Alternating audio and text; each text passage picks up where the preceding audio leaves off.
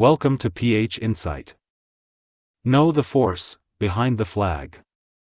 Whether it's warships, fighter jets, or the next big defense move, if it matters to Philippine security, it's here. The possibility of Japan transferring retired warships to the Philippine Navy has sparked wide debate among defense officials, analysts, and the public alike. With Tokyo gradually retiring its Asagiri-class destroyers and Abukuma-class destroyer escorts, Manila finds itself at a crossroads: accept these second-hand vessels to rapidly expand its fleet or continue waiting for newly built platforms under its modernization program. This emerging discussion underscores the balancing act the Philippines faces, between short-term capability gains and long-term sustainability, between budgetary limits and strategic necessity, and between traditional allies and new defense partners. What began as speculation has now entered mainstream defense discourse. Sources inside the Philippine Navy confirm that informal discussions have taken place regarding the feasibility of receiving decommissioned Japanese vessels. While no formal offer has been made, naval planners are already weighing the operational and logistical implications. The timing is critical. The West Philippine Sea has seen a spike in tensions, with more frequent Chinese incursions into waters claimed by Manila. This has put pressure on the Navy to accelerate its modernization and field more capable assets. The demand for stronger naval presence is immediate. Our modernization pipeline is moving, but not fast enough to meet the realities we are facing at sea, one defense insider noted. Against this backdrop, the potential transfer of Japanese warships could serve as a quick fix to strengthen patrols, improve deterrence, and demonstrate alliance solidarity. Within the Philippine defense community, much of the debate centers on which Japanese class would better suit Manila's needs. The Asagiri-class destroyers are larger, displacing over 4,000 tons fully loaded, and were designed for blue water operations. They carry surface-to-air missiles, anti-ship weapons, and advanced sonar, and are capable of operating helicopters. For the Navy, these would be its first true helicopter-capable destroyers. The downside lies in their propulsion, pure gas turbines that are fast but extremely fuel-hungry, straining operational budgets.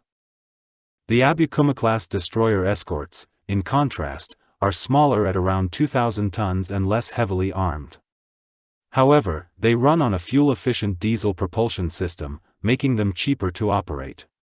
Though less capable in high-intensity combat, they are well suited for patrols, escort duties, and sustained presence missions, roles that dominate the Philippine Navy's daily requirements.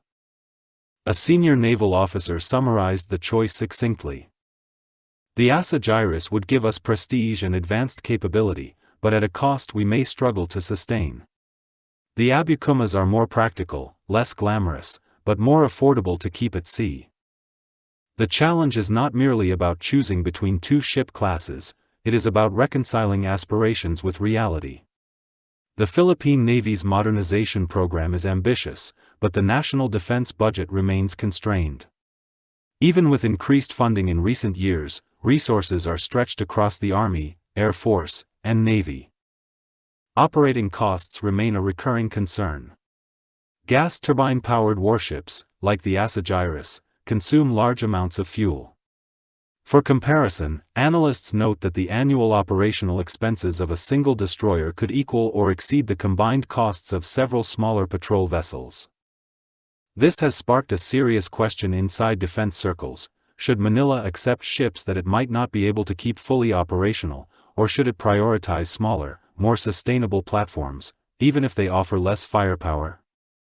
While technical considerations dominate discussions, the potential transfer is also about politics and strategy.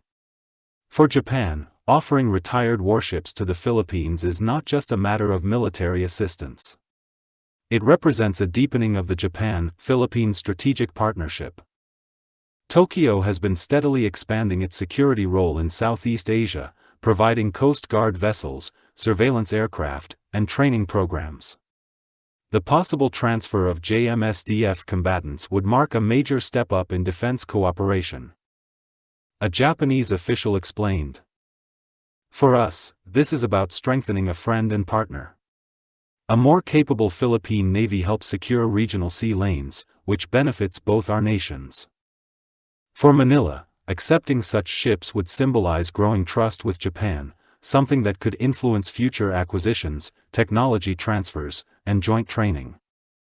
No discussion of this potential transfer can ignore the regional context. The Philippines is locked in a prolonged maritime dispute with China, which has grown more assertive in enforcing its expansive claims in the South China Sea. Beijing has repeatedly objected to Manila's deepening defense ties with the United States, Japan, and Australia. Analysts note that the introduction of Japanese warships into the Philippine fleet, even older models, would send a symbolic message of solidarity and deterrence. It would demonstrate that Manila is not standing alone and that Tokyo is willing to back its partner with more than just diplomatic statements. However, such a move would also risk provoking stronger reactions from Beijing, which has long viewed Japanese military activity in Southeast Asia with suspicion. Another key consideration is how quickly the Philippine Navy could integrate these ships into its fleet. The Asagiri and Abukuma classes, though aging, were built with Japanese standards and practices. Transitioning to their systems would require new training programs, maintenance facilities, and supply chains. That said, Tokyo has indicated its willingness to provide logistical support and training assistance. This could become an opportunity for the Philippine Navy to learn advanced sustainment practices and improve its own logistics network, a crucial but often overlooked part of naval modernization. Hardware is only part of the story. The real gain could be in exposure to Japanese logistics, maintenance, and operational standards, one naval analyst argued.